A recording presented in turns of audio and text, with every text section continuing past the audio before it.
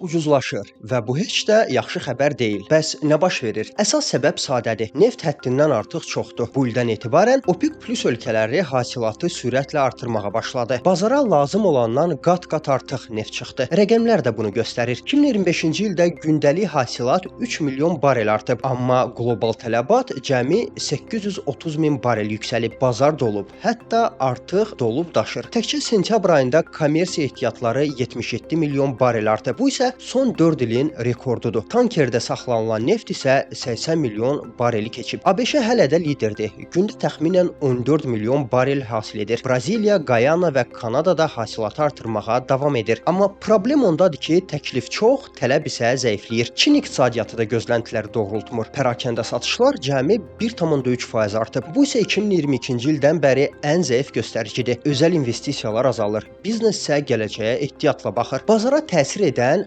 başqa bir məqam da var. Ukrayna ətrafında mümkün atəşkəs xəbərləri. Bu isə o deməkdir ki, sabah Moskvaya qarşı sanksiyalar yumşala, bazara isə daha çox Rusiya nefti qayıda bilər. Yəni təklif yenə artacaq. Proqnozlar da nikbin deyil. 2025-ci ildə Brent'in orta qiyməti $68, 2026-cı ildə isə $60 ətrafında olacağı gözlənilir. Görünən isə odur ki, gələcəkdə neft bazarından qazanclı çıxanlar daha çox hasil edənlər yox, ucuz istehsal edən, çevik logistika quran və dəyişən tələbatı vaxtında oxuya bilənlər olacaq. Əgər videonu bura qədər izlədinsə, deməli bu kimi iqtisadi və siyasi araşdırmalara marağın var. Elə isə videoya like qoymağı və kanala abunə olmağı unutma.